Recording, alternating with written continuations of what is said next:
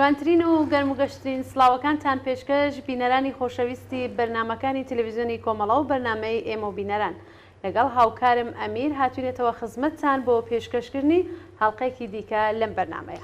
بەڵێ ئازیزان لەلای منیشتەوە سڵاوتان دەبێت هیواداری کە لە هەر شوێیەکان ساغ و سڵامەت بن. ئازیزان بۆ بەرنامەیم هەفتەیەمان چەند باسمان بۆ ئامادە کردوون. سەرەتا وتوێژێکی گۆڤاری پێشڕە و کە لەگەڵ هاوڕێ جەماڵ بزورگپور لەبارەی سیاسەتی کۆمەڵە لە پەیوەندی لەگەڵ هاوکاری لایەنە سیاسیە چالاکەکانی کوردستانە. دواتر باسێکمان هەیە گزارشێکە بۆمان هاتووە لەسەر دایکانی گیانبەختکردوو کە لەم ماوانەی ئەم چەند ڕۆژەدا زۆر هاودڵ و یەکگرتووانە کۆ دەبنەوە و هاودڵی هاوخەمی خۆیان دەرەبڕن و پەیمانی خۆیان نوێ دەکەنەوە تا بەگەیشتن بە ئامانجی بەرزی ڕۆڵەکانیان.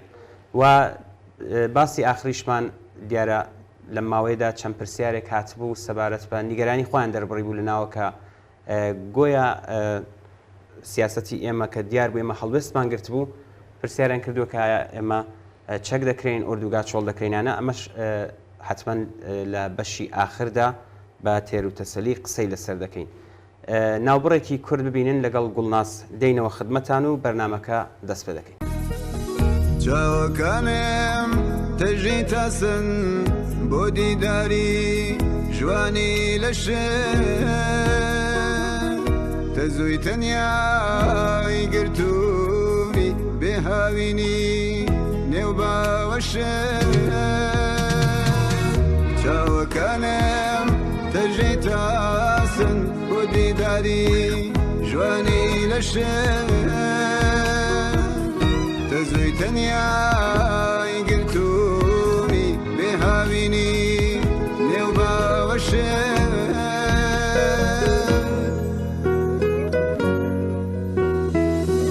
ڕوخسەت بدە بە هەناسم لەسەر سینات سەما بکەم شێت و شەیدا گەرم و یاخی تا ئەو پڕی خەیال بە ڕوخسەت بدە بە هەناسم لەسەر سینات سەما بکەم شێت و شەیدا گەرم و یاخی تا ئەو پڕی خەیال بدبە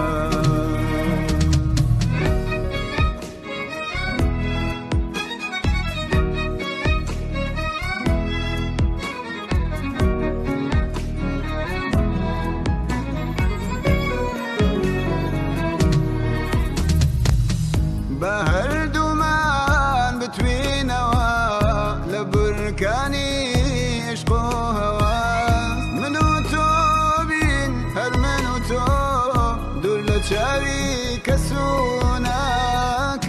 ناکەس بە هەردوومان بتوینەوە لە بورکانی عشق و هەواس من و تۆ بین هەر من و تۆ دوور لە چاوی کەس و ناکەس دوور لە چاوی کەس و ناکەس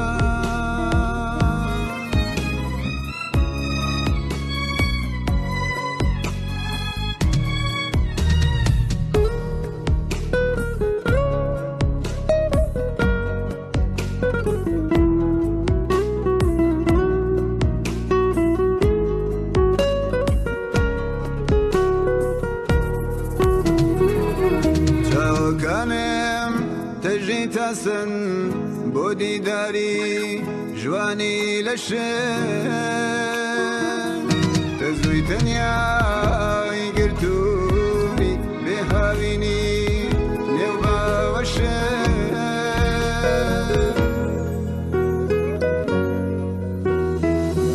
ڕوخسەت بدە بە هەناسم لەسەر سینات سەما بکەم شێت و شەیدا گەرم و یاخی تا ئەو پڕی خەیال بدبە ڕوخسەت بدە بە هەناسم لەسەر سینات سەما بکەم شێت و شەیدا گەرم و یاخی تا ئەو پڕی خەیال بدبە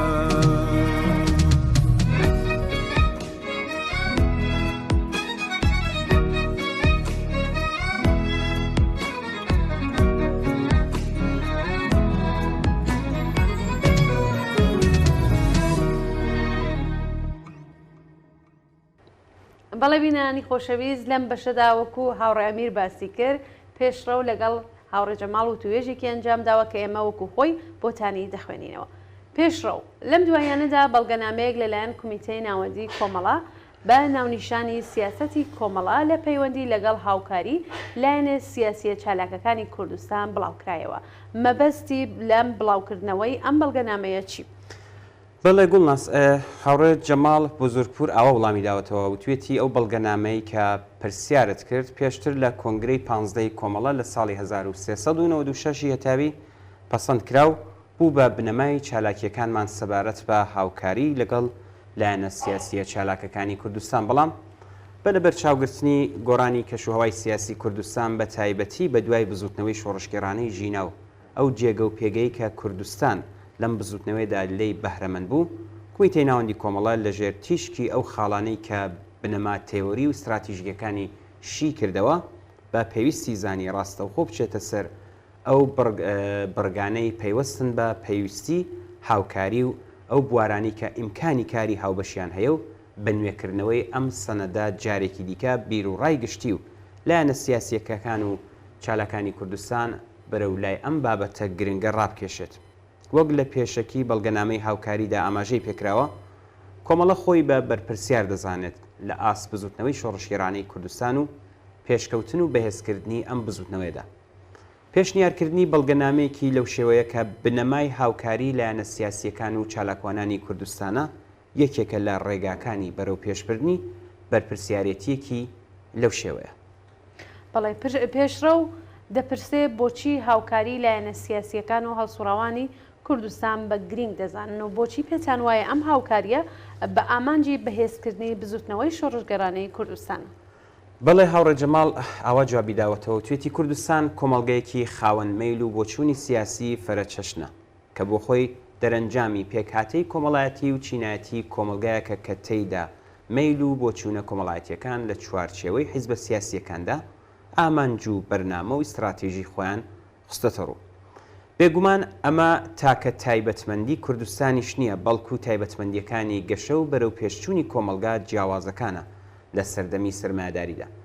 ڕێخستنی ئەم پەیوەندیە بۆ بزوتنەوەی شۆڕشگەڕانی کوردستان پێش هەموو شتێک لە بوونی ستەمی نەتەوەیی لەم کۆمەلگایەدا سەرچاوە دەگرێت. هەرچەندە باری گرانی ستەمی نەتەوەیی بە یەکسانی ناکەوێتە سەر هەموو چین و توێژەکانی کۆمەلگای کوردستان، بەڵام هەموو ئەندامانی ئەم کۆمەلگایە هەر یەکیان بە جۆرێک لە جۆرەکان بەشێک لە باری ئەم ستەم و جیاکاری و چەوسانەوەیە دەکەوێتە سەرشانیان.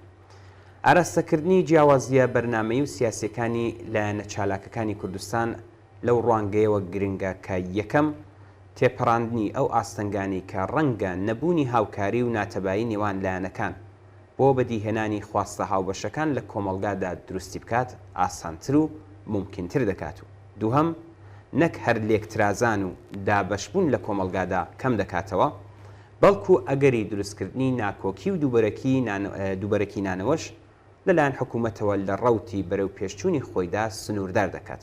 بە تایبەتی ئەم بابەتە لە کوردستاندا لەو ڕوانگەیەوە گرنگتر دەبێت کە بەهۆی ئەو هۆکارە ڕوونانەی کە تایبەتمەندی بزوتنەوەکەن لە کوردستان لایەنە سیاسیە چالاکەکان چەکدارن ئەم پرسە زەرورەتی هەبوونی بنەمایەک بۆ ڕێخستنی هاوکاری و هەماهەنگی دووهێندە زیاتر دەکات.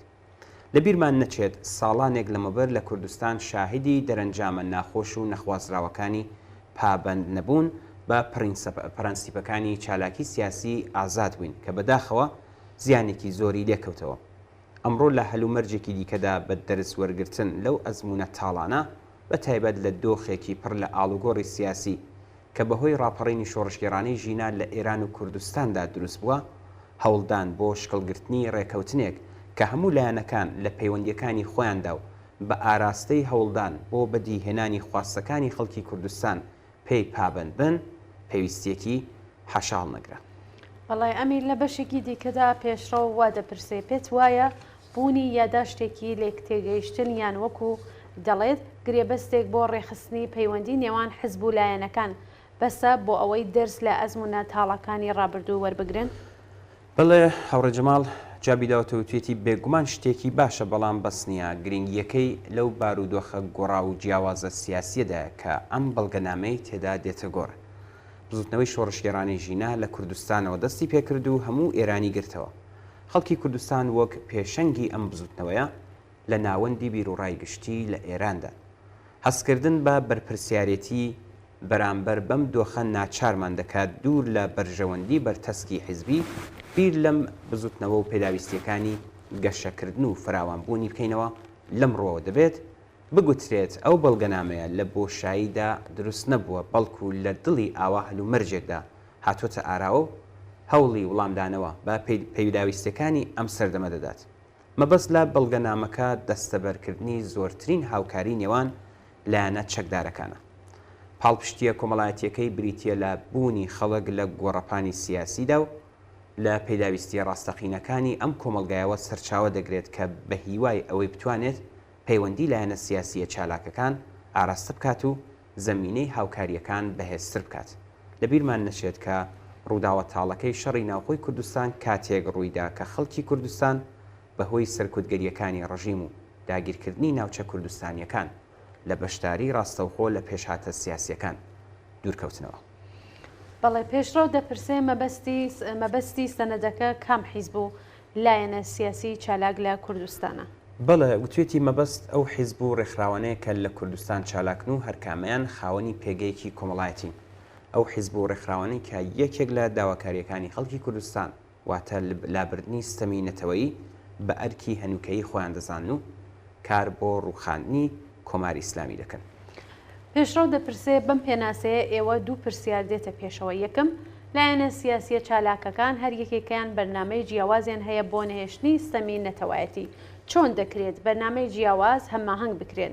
دووهم تۆ باز لە نهێشتنی ستەمی نەتەوایەتی وەکو یەکێک لە داواکاریەکانی خەڵکی کوردستان دەکەیت. خاستەکانی دیکە چین و ئایا ئەم هاوکاری ویست و داواکاریەکانی دیکەی خەڵکی کوردستانیش لە خۆ دەگرێت؟ بەڵێ گوڵناس هاوڕێ جەماڵ جوابی داوەتەوە توێتی بەڵێ ڕاستە هەر لایەنێکی سیاسی نێونەرایەتی ڕۆتێکی کۆمەڵایەتی دیاریکراو دەکات لە کۆمەڵگەی کوردستاندا.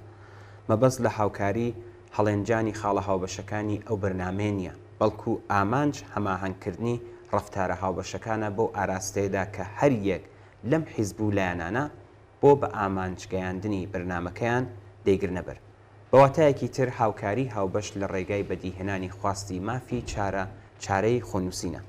بەڵام ئەم چارەنووسە چۆن لەلایەن خەڵکی کوردستانەوە دیاری دەکرێت بابەتێکە کە لە درێژەی ئەم ڕێگایدا لایەنە سیاسیەکان لە کەشێکی ئازاد و دیموکراتیکدا بەرنامەکانی خۆیان دەخەنە ڕوو بۆ ئەوەی هاوڕایی و پشتیوانی جەماوەری لە کوردستان بەدەستبێن و دوجار هەڵبژارنەکەی بە خەڵکی کوردستان دەستبێن و ئەنجامەکەی قبول دەکەن.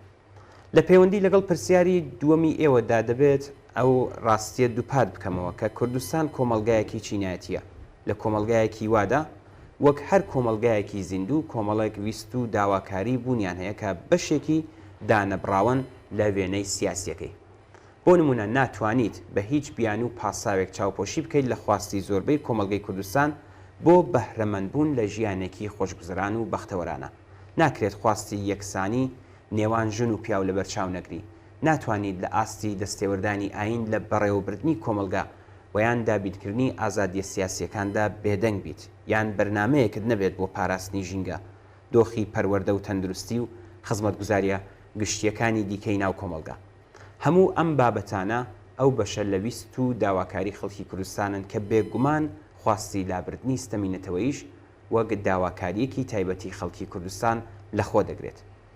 هیچ پێشخستن و دواخستنێک نییە بۆ بەدیهێنانی ئەو خواستانە. ناکرێت لە ژێر ناوی خەباتی نەتەوەیی و چینایەتیدا پۆلەم بکرێن و یەکیان لەوەی دیکەیان بە زۆرتر بزاندرێت. بەرجەستەکردن یان پراوێستنی هەر کامیان دژایەتیەکی ڕوونە لەگەڵ ئیرادەی خەڵکی کوردستان لەلایەک و پتەوکردنی هاوپشتی بزوتنەوە ناڕزایەتیەکان کە پێویستی بەرەو پێشچوون و بەهێزکردن و فراوانکردنی بزوتنەوەی شۆڕشگەڕانەی ژینە لە سەرانسەری ئێرانە لە دژی دەسەڵاتی کۆماری ئیسلامی لەلایەکی ترەوە.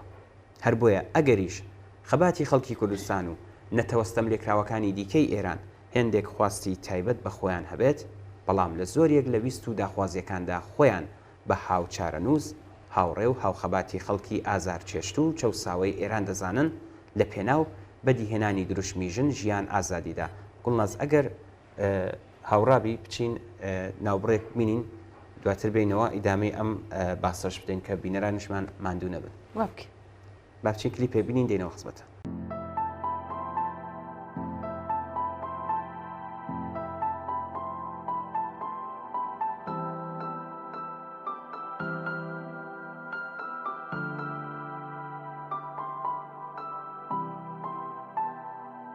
ڕۆژێکی خۆش بوو سبێکی زوو بوو لۆ بێلە چاو بێلە چاو بێلە چاو چاو چاو ڕۆژێکی خۆش بوو سبێکی زوو بوو ئەم بە دژمنێ خوارەس هاتن لۆ پارتیزانۆ لۆ قارەمانۆ لۆ بێلە چاو بێلە چاو بێلە چاو چاو چاو پارتیزانۆ وەرە دەلەمان بەلکو ئازادی نێزیکێ لۆ شۆرشگەرۆ لۆ قارەمانۆ لۆ بێلە چاو بێلە چاو بێلە چاو چاو چاو شۆرشگەرۆ گەلکو وەز بمرێ من ببەجیەکی بێدەنگ.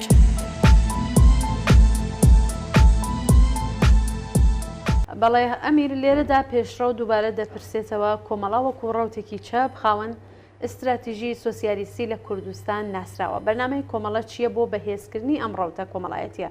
بۆچی لە بەڵگەنامەی هاوکاریدا باسی نەکراوە؟ ئایا ئەو حیزب و ڕێکخراوانە خۆیان بە چەپ دەزانن ئەم هاوکاریە دەیانگرێتەوە؟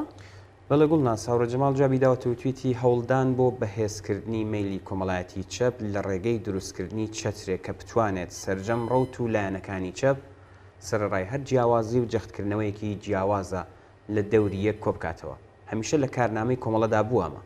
هێندێک هەوڵیش دراوە کە بەداخەوە تا ئێستا ئەنجامێکی ئەو توێی لێ نەکەوتێتەوە. بەڵام سەرڕای بوونی ئاستەنگیەکانیش هەرگیز لە درێژەدان بەم هەوڵانە دڵسارد نەبووە. بەهۆی ئەو واقعەتی کە چەپ بنکەیەکی کۆمەڵایەتی فراوانی لە کوردستان هەیە و بزوتنەوەی شۆڕشگەڕانەی ژینە جەختی جددی لەسەر بوونی ئەو بنکە کۆمەڵایەتی کردووە. کۆمەڵە بە لە بەرچاوگرتنی ئەم ڕاستیە لەم قۆناغی دواییدا و لە دڵی ئەو بارودۆخە سیاسیەی کە پێش هاتووە هەوڵەکانی بۆ پێکێنانی چەترێکی لەو شێوەی خستۆتە کارنامەی کاری خۆیەوە. ئەگەرچی هێشتا زووە بۆ چوونێکی یەکلاکەرەوە سەبارەت بە ئەنجامی ئەو هەوڵانە بخرێتە ڕوو، بەڵام بە لە بەرچاوگرتنی پێویستیە سیاسی و کۆمەڵایەتیەکەی ئومێدبەخشە. بڕای من ڕاگەاندنی بەڵگەنامەی هاوکاری لەگەڵ لایەنە سیاسیە چالاکەکان هیچ دژایەتیەکی لەگەڵ ئەم هەوڵانەی کۆمەڵەدانیە و تەنانەت ڕەنگە ڕێگای بۆ خۆش بکات لەبەر ئەو هۆکارەیە لە بەڵگەنامەکەدا بە شێوەیەکی گشتی تەنها ئاماژە بە حیزب و لایەنە سیاسیە چالاکەکان کراوە.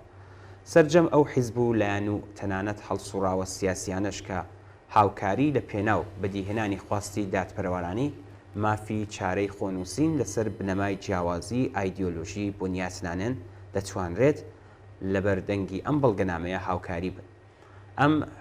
ئەمە ئەو حیزب و لایەنان دەدەگرێتەوە کە پێیان وایە چالاکن و بەم شێوەیە دەتوانن خۆیان لەگەڵ واقعیەتەکانی کوردستاندا هاو ئاهەنگ بکەن. بەڵام دیارە ئەگەر لە چاویلکەیەکی ئایدیۆلۆژیەوە سەیری پێشهاتە سیاسیەکان بکرێت ئەوا ڕێخستن و دروستکردنی هاوکاری لە نێوان ئەو هێز و لایەنانەی کە خاوەنی بەرنامە و ئیستراتیژی جیاوازن زۆر ئەستەم دەبێت. بەڵێ پێشڕۆ لە پرسیارێکی دیکەتە دەپرسێ لە بەڵگەنامەکەدا هاتووە کە دەبێت دەسەڵاتی جەماوەری بە فەرمی بناسرێت. ئایا ئەمە مەرجێکە بۆ هاوکاری؟ وڵامی هاوڕە جەماڵ ئەو بووە توێتی بەڵگەنامەکە دەیەوێت جەخت لەو بکاتەوە کە حیزبەکان نابێت لە سەروی خەڵکەوە دەسەڵاتی خۆیان بەسەر کۆمەلگادا بسەپێنن.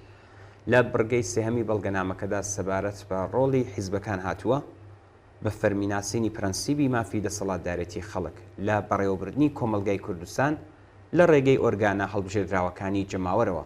لایەنە سیاسیەکان تەنیا لە ڕێگەی ڕێکلام و هەوڵدان بۆ بەدەستهێنانی متمانی جەماوەری بۆ بەرنمەکانیان دەتوانن ڕۆڵیان هەبێت لە دەسەڵاتی سیاسیدا، نەک وەک مەرج بەڵکو ڕوونا کە هەر هاوکاریەک دەبێت پێوەەر و ڕێوشوێنێکی دیاریکراوی هەبێت کە حیزب و لایەنەکان بەکردەوە پێی پابند بن. دانپێدانان بە ئازادیە سیاسیەکان دوورکردنەوەی جددی لە دانوستانی جیا لەگەڵ کۆماری ئیسلامی تا ئەو جێگەی کە پەیوەندی بە بەرژەوەندی بزوتنەوەی شۆڕشگەڕانی کوردستانەوە هەیە، بەکارنهێنانی چەک لە ئەگەری ناکۆکی سیاسی و پابندبوون بە دەسەڵاتی جماوەریش یەکێکە لەو پێوەرانە. ئەوەندەی لە بیرمە هەموو لایەنەکان لانیکەم بە زارەکی قبولیان کردووە. بابەتی گرنگ مەودای نێوان قسە و کردارەکانە. ئەم مەودایە کە بە شێوەیەکی ئاسایی دەبێ حسابی بۆ بکرێت هاوسەنگی هێز و لایەنە کۆمەڵایەتیەکان دیاری دەکات کە فرمی حکومڕانی لە دواڕۆژی دوای کۆماری ئیسلامی بۆ بەڕێوەبردننی کۆمەلگا چۆن دەبێت. بەڵێ پێشڕۆ لە پرسیارێکی دیکەدا دەپرسێ لە بەڵگەنامەکەدا دووشت باسکراوە کە حەز دەکەم زیاتر ڕوونی بکەیتەوە. باس لە ئامادەی کۆمەڵە کراوە بۆ یەکخستنی هێزە چەکدارەکان و پێکێنانی گروپێک بۆ بەدەستێنانی پشتیوانی لە بزوتنەوەی شۆڕژگەرانی کوردستان لە دەرەوەی وڵات و بۆ بەدەستێنانی پشتیوانی لە بزوتنەوەی شۆڕژگەرانی کوردستان. بەڵێ وڵامی هاوڕێ جەماڵ ئەو بووە وتوێتی بەڵێ ڕاستە من پێم وایە لە ئایندەی کوردستاندا دوای کۆماری ئیسلامی پێویستە بەرەو حیزبی بێچەک هەنگاو بنێن. ئەمڕۆ حیزبی چەکدار هەیە چونکە کۆماری ئیسلامی بە زۆر هەڵگرتنی چەک و بەرخۆدانی چەکداری بەسەر خەڵکی کوردستان و حیزبەکانیاندا سەپاندووە و لە ئاسویست و داخوازیێڕەوەکانی خەڵکی کوردستان سەرکوتی دڕندانەی ئەو خەڵکەی خستۆتە دەستوری کاری خۆیەوە. ئەگەر ئەم سەرکوتگەریە کۆتایی پێبێت پێگومان خەڵکی کوردستان ڕێبازی چالاکی سیاسی و دیالۆگێکی بنیاتنەر پەیڕەو دەکەن بۆ بەدیهێنانی خواستەکانیان. بۆیە لە ئایندەی ئێران و کوردستاندا پێویست ناکات حیزبەکان بە چەکداری بمێنەوە. هێزی چەکداری حیزبەکان لەژێر کۆنتترۆلی ئەو دەسەڵاتە جەماوەریەدا دەبێت کە خەڵکی کوردستان دوای ڕوخانی کۆماری ئیسلامی بۆ بەڕێوەبردننی کۆمەلگاکەیان دیاری دەکەن.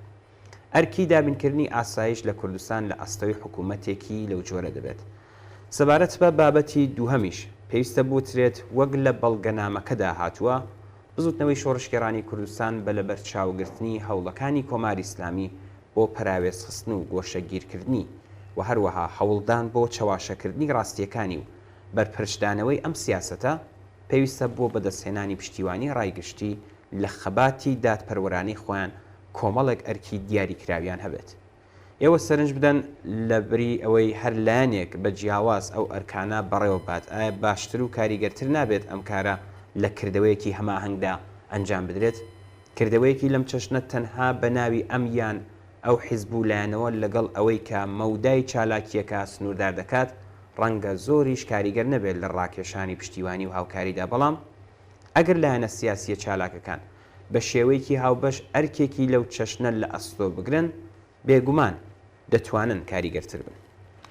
بەڵێ پێشڕۆ لە پرسیارێکی دیکەدا لە هاوڕێ جەماڵ دەپرسێ دەمەوێت بپرسم ئایا مەبەست لە ڕاکێشانی پشتیوانی و هاوکاری ڕایگشتی حکوومەت و پارلەمانەکانی دەرەوە و بەتایبەت حکوومەتەکانی ڕۆژاواش لەخۆ دەگرێت؟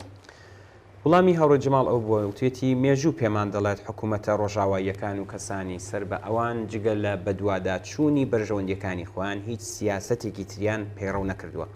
بەڵام هەندێک جار بە هۆکاری جۆراوجۆری سیاسیەوە بۆ ماوەیەک جۆرێک لە هاوسۆزی دروست دەبێت. پێم وایە خەڵکی کوردستان ڕێگە پێدراون ئەم هاوسۆزیە لە قازانجی بەهێزکردنی خەباتەکانیاندا بەکاربێنن.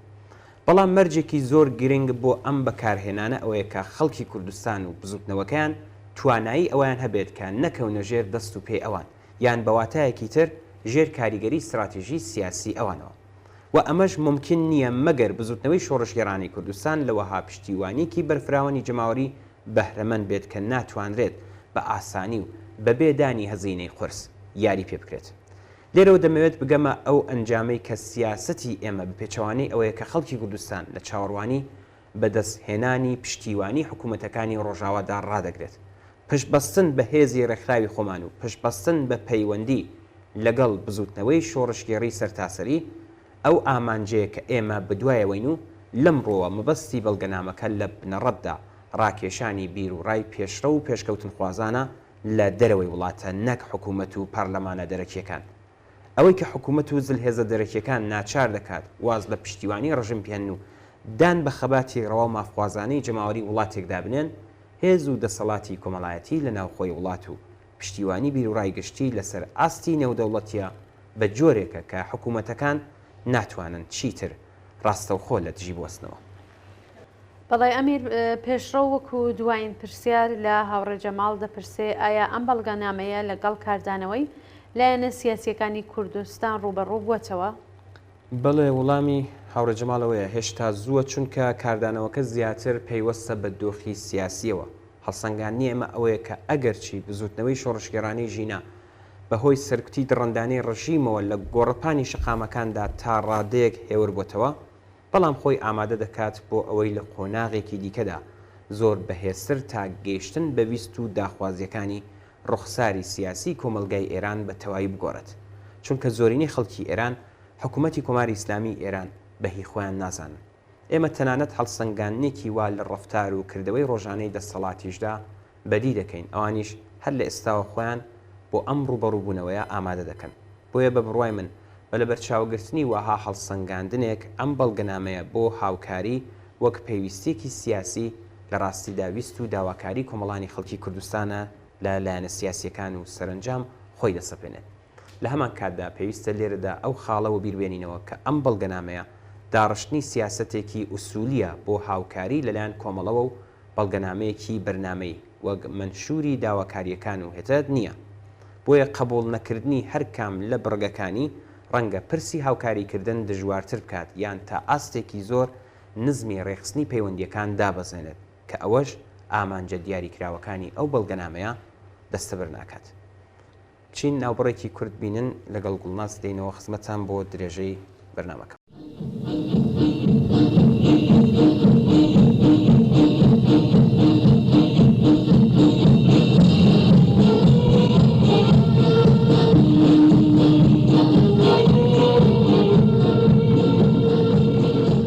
سێڵاوین سێڵاو بە لرفە و گرفەتر لە جاران، سێڵاوی سەردەمی بوژانەوە و ڕاماڵین بە لرفەین، بە لرفەتر لە شەڵماش و بە قینتر لە سیروان. تیژڕەوین تیژڕە و تیشتر لە ئارارات و بەتینتر لە گەرمێن. پشکۆین پشکۆیە و مەشخەڵانەی وا بوونەشکۆ، چرۆین ئەو چرۆیانەی وا لە بربڕەی پشتی مێژوودا چەکەرەمان هێنا. هاوارین هاواری وەزاڵە هاتووی سەردەمی ئەشکەنجە و زیندان. سرودین سرودی ڕاپەڕین و ئیعتراز و شۆڕش، هەستانەوە تاو دەدەین شەقام بە شەقام، شار بە شار، شاخەبین بە شارانە، بە تارانە، بە تەواری داگیرکەرانە. ساڕێژین ساڕێژ بۆ ئەشکەنجە و زیندان. گولەین گولەیە و چەکانەی وام نەتەقێنراون. شاخین بە سەنگەرەکەی شەهید فەخرەکانە. ڕاوەستانین بە 24 ڕۆژەی سنەدا. بیرۆکەین فواد ئاسا بۆ ڕەنج و تێکۆشین و کار. ناومان کۆڵنەدەرە و کردەوەمان داهێنەر. مناڵی سەردەمی داهێنانین بێترس بێباکو جەسوور شۆڕەسواری مەیدانین. ئارێز ئارێز مزگەنی بدە بە شار، زەماوەندی سەرکەوتن نزیکە. شەقام سەراسەر سەنگەر سەنگەر ئاودان. شاهۆ شاهۆ پەیامەکەت گەیشت لە خانیەوە تاکو و شنۆ، لە شەڵماشەوە تاکو خۆی، لە سەردەشتەوە بەرەو پێدەشت چرۆکان بوونەدار. هەڵاڵەکان بوونە سەردار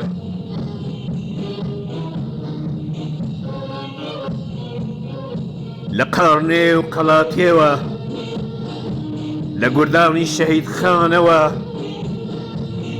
لە هەڵمەتەکەی حەمەحسێنەوە لە سەقز و سابڵاغ و بۆکانەوە ژیناکان بوونە ڕەمزی ژیانەوە ژن ژیان و سەرهەڵدان شەقام زەماوەندی سەرکەوتنە جێڕێ ڕیزبەندی شەقام بەنگخوازی یەکسانیە و کاتی یەکێتی و یەکبوون ئامادەین ئامادە ورەی شاخ ڕژاوەتە شار و شار بەڕاوەستانە و شەقام بە شاخ بوونە کاتژمێر بە سفر بوونە سەر هەڵدان بە تێکۆشانە وەرزی ڕاماڵینە و هێنووسەکان لە زمانی کاک سەدیقەوە دەردوێن ئەم جارە زەماوەندی یەک جاری دەجێڕین سەرکەوتن نزیکە و سەرکەوتنتان باش سەرکەوتنمان باش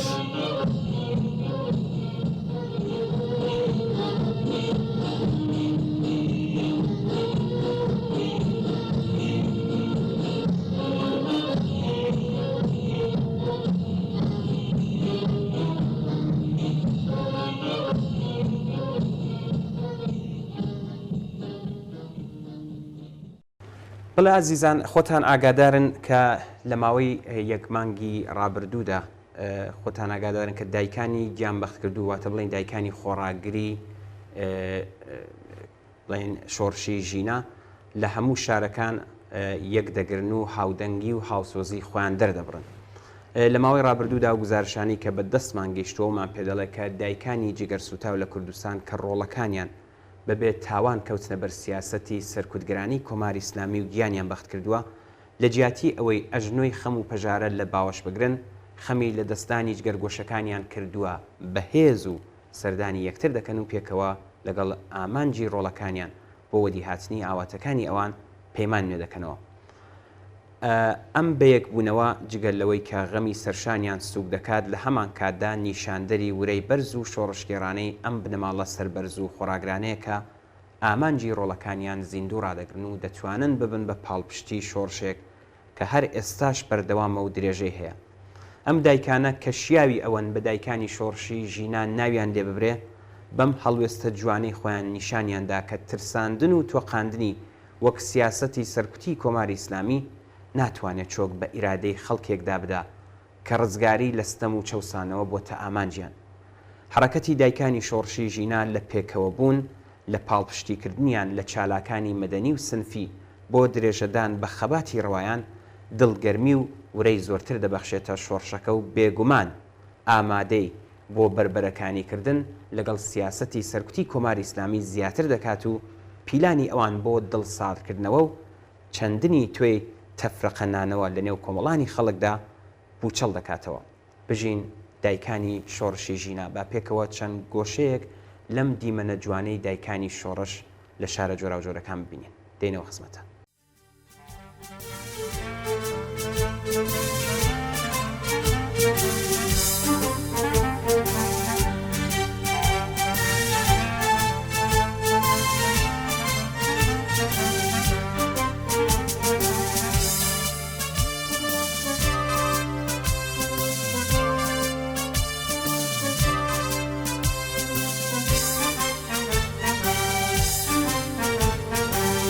غەمی مەرگی ئێوەمان نایە سەرشانی کێوەکان ڕێمان غەمی مەرگی ئێوەمان نایە سەرشانی کیوکان رمان کمی ایوا تو ریوخین کمی ایوا توجموتی کمی ایوا پینگو ازو با پیشی بردی بری بیانی آزادی دلن همو لنکی شادی یادتن دکر لبر بیانی شادی آزادی یادتن دکر لبر بیانی شادی آزادی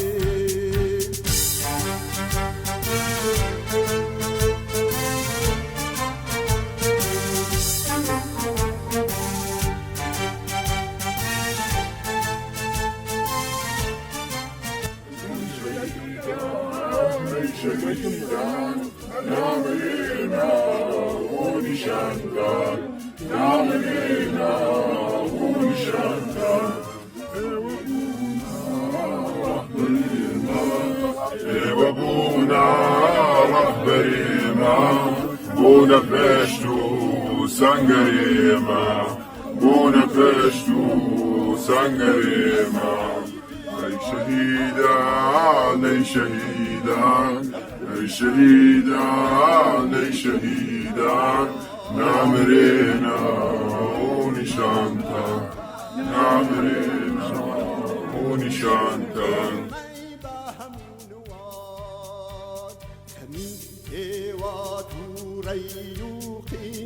خمی ایوا توجموتی خمی ایوا تینگو هزو با پیشی برده بری بیانی آزادی دلن همو لنکی شادی یادتن دکر لبر بیانی شادی آزادی یادتن دکر لبر بیانی شادی آزادی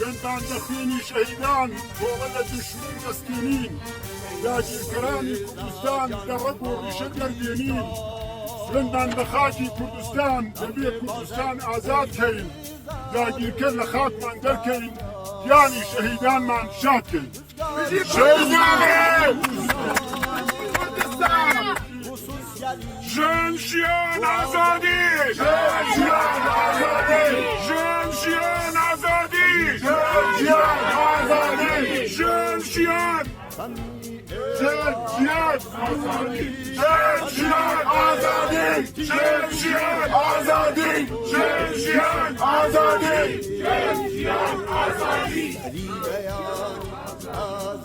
ایمه دایکو بلاو باوکو خول شهیدگان ایمه بخشم دایکو باوکو خوشکو بلاو کسوکار شهیدگان نفراموش شکین نه آوخشی شهید نامره شهید نامری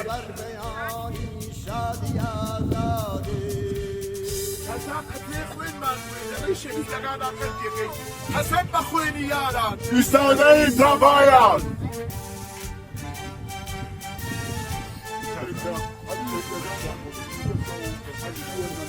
وبيكا كشتمان بيكا وكشتيواني كاين لبنم على شهيد كان بابوني او يما امروتون باوكي شهيد رزا لطفي ماوي زي بيسرو جاوكا هلوا حال زنجانا يما كشتمان كشتيواني كاين باوك شهيد رزا لطفي ودواي اوب كاين كهر شيء زوتر ان شاء الله لزنجان ازاد بي ام بركان انا على ذكري عين دست دايكي شهيد كانوا عكس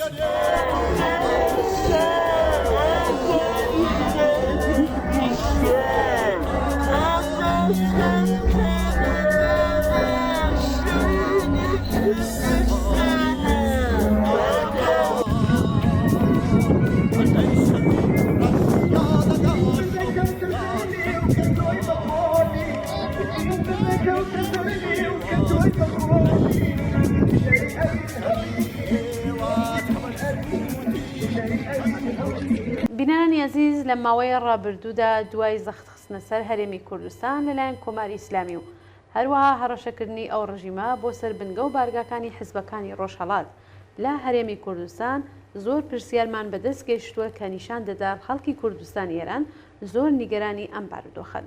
ڕاگەیاندنی کمیتەی ناوەندی کۆمەڵە لەم بارەوە جوابی گەلێک لەو پرسیارانەی داوەتەوە کە بە باشمانزانی لەم بەشە لە بەرنامەکەماندا چەند بەشێک لەم ڕاگەیاندنە جارێکی تر بە ئاگاداریان بگێنی. بەڵێ چاوخشانێکی ورتر بەسەر سیاسەتی کۆماری ئیسلامی پێمان دەڵێت کە بەرتەسکردنەوەی چالاکی ئۆپۆزیسیۆنی لە هەرێمی کوردستان ئامانجێکی لاوەکیە و کۆماری ئیسلامی بە شوێن گەیشتن بە ئامانجی دیکەوەیە و ئۆپۆزیسیۆنی ڕۆژهەڵات لە هەرێمی کوردستان بیانی و پاساوی ئەو سیاسەتەیە. دەستێوەردانی کۆماری ئیسلامی لە کاروباری هەرێمی کوردستان تەنانەت موشەکباران و تۆپبارانکردنی مەقەڕ و بنکەکانی حیزبەکانی کوردستانی ڕۆژهەڵات حرەکەتێکی تازەنیە و پێشینەیەکی هەیە. سوپای پاسداران لە ماوەی 3 دەی ڕابردوودا گەلێک جار تۆپبارانی سنوورەکانی هەرێمی کوردستان و تەنانەت قوڵایی خاکی ئەو هەرێمەشی کردووە. هەموو پاساوەکەشی ئەوە بووە کە هێزەکانی ئۆپۆزیسیۆنی کوردستانی ئێرانی لێە. بەڵام بۆ ئێمە ئاشکرایە کە ئامانجی ئەم پەلامار و هێرشانە لە هەمان کاتدا شکاندنی سەروەری حکوومەتی هەرێم بووە بە مەبەستی نیشاندانی ئەوەی کە ئەو دەسەڵاتە بەڕەسمی ناناسێت. پێیان وایە حکوومەت لەم سنوورەدانیە و هەر کات بیانەوێت دەتوانن سنوورەکەی ببەزێنن. لە بیرمانەکە لە ساڵی 1996 زاینی لە باشماخەوە سنووریان بەزاند و یەکسەر خۆیان گەیاندە شاری کۆیە لە قوڵایی هەرێمی کوردستاندا و تۆپبارانی بارگای حیزبی دموکراتیان کرد. بەڵام خۆشیانەوە دەزانن کە لەو تۆپبارانەدا یەک کەس خوێن لە لوتی نەهات. کەوایە ئامانجی سەرەکی لەو سنوور بەزاندنە زربەدان لە حیزبی دموکرات نەبوو. ئەوەی بۆ کۆماری ئیسلامی گرنگ بوو ئەوە بوو کە لەشکری ئێران بەناوخاکی هەرێمی کوردستاندا بێت و حکوومەتی هەرێم لە بەرچاوی خەڵک بچوو بکەنەوە و سوکایەتی پێ بکەن. کۆماری ئیسلامی و دەوڵەتی تورکیا لە هەرێمی کوردستان لەسەر بەرژەوەندیە ناڕەواکانیان لە ڕکابەریدان. کۆماری ئیسلامی نایەوێت هەرێمی کوردستان بە تەنها ببێتە پاوانی دەوڵەتی تورکیا. بە شێوەیەکی استثمارگەرانە ئەویش داوای بەشی ئابووری و سیاسی خۆی لەو هەرێمە دەکات بەڕادەیە کە لە بەشی دەوڵەتی تورکیا کەمتر نەبێت. هەم بۆ دەوڵەتی تورکیا و هەم بۆ کۆماری ئیسلامیش پاساوەکە ئۆپۆزیسیۆنە. بەڵام جێگەشتنی کۆماری ئیسلامی و دەوڵەتی تورکیا جیاوازە.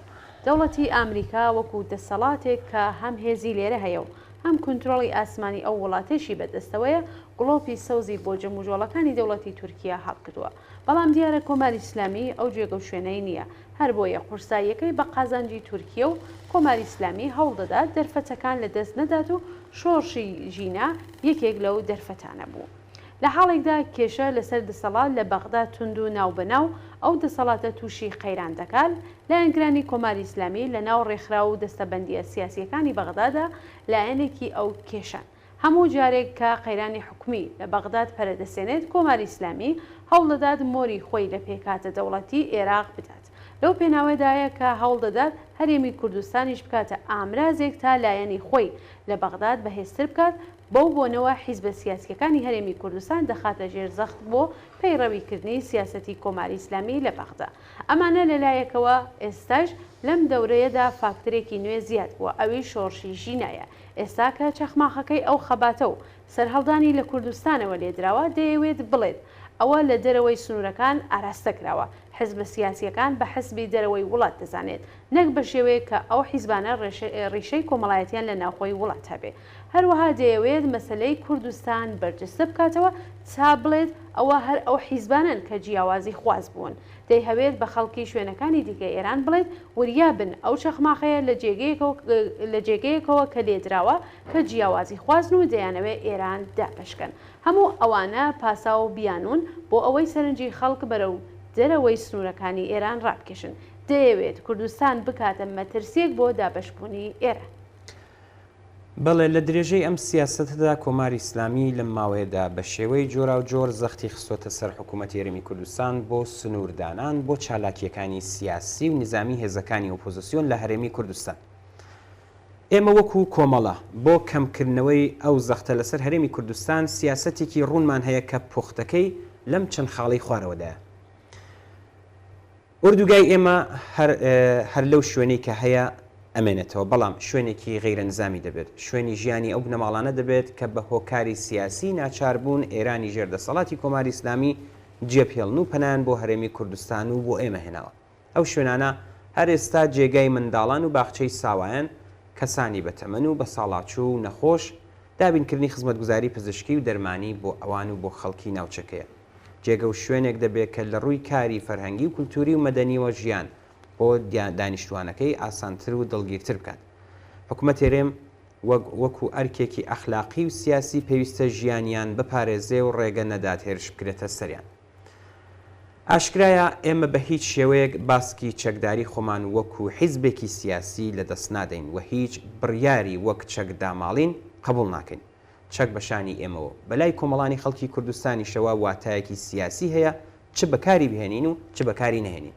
ئەوە بۆ ئێمە قابلی قبول نییە و دەتوانین بڵین ئەوە هێڵی سووری ئێمەیە بەواتایەکی دیکە ئەوەی کە ماوەی 44 ساڵە بە شانمانەوەیە سمبولی خۆراگری بووە ئێستا بە بڕیاری هیچ کەس و لایەنێک لە شانمانی داناگری جیا لەمانە مەسلەی چەکداربوون لێرە لە کوردستان پەیوەندی بە سروشتی سیاسی ئەم ناوچەیەوە هەیە لێرە لە هەرێمی کوردستان حیزبی سیاسی چەکدارن عەشایر چەکدارن هەشتی شەعبی لە پاڵدەستی ئێمە بە چەندین گروپی جیاواز و هەر کامەی سەر بەلایەنێک و ڕەوتێک چەکدارن داعش هەرماوە گروپی تەروریستی کۆماری ئیسلامی بە نەهێنی و ئاشکرا هەنوو چەکدارن تەنانەت خەڵکی ئاسایی زۆربیان چەکدارن لەوەها کەش و هەوایەکدا ناکرێ ئێمەش بۆ بەرگری لە خۆمان چەکدار نەبی با بپرسین ئایا دەوڵەتی کوردی مافی ئەوەی نییە ئازادی چالاکی سیاسی بدات بە حاونەتەوەکانی خۆی لە حاڵێکدا دەوڵەتانی ئاڵمان و سوئێد و فەڕەنسە و کانەدا و ئەوانی تر ئەو مافیان پێداون هێزی پێشمەرگەی کۆمەڵەت دەبێت بتوانێت بەبێ ئەوەی بەرپرسیارەتیەک بخاتە سەرشانی حکوومەتی هەرێمی کوردستان خۆی بە شێوەیەکی بە تەواوی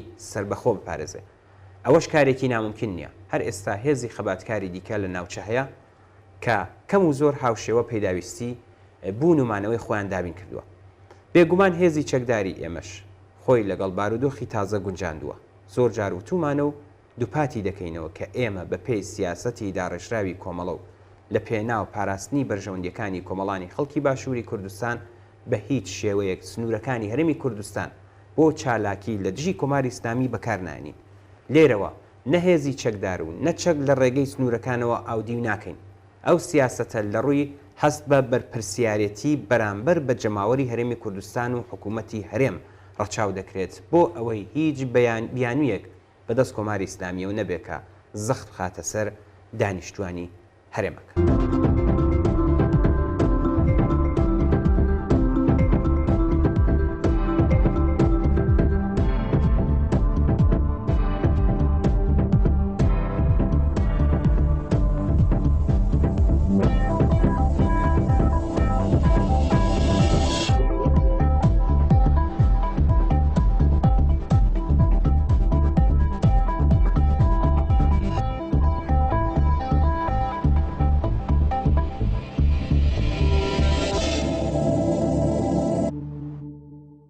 بەڵێ بینەرانی عزیز و خۆشەویست بەم جۆرەش گەشتینە کۆتایی بەرنامەیەم هەفتەی ئێمە و بینەران زۆر سپاس بۆی کە تا ئێستا لەگەڵمان بوون چاوەڕێی نامە و ئیمەیل و پەیوەندی تەلەفۆنەکانی ئێوەین بۆ هەرچی ڕازاندنەوەی بەرنامەکەی خۆتان پەیوەندیمان پێوە بکەن و ڕاو بۆچوونەکانتان باس بکەن سپاس بەوەی کە تا ئێستا لەگەڵمان بوون ماڵەوە.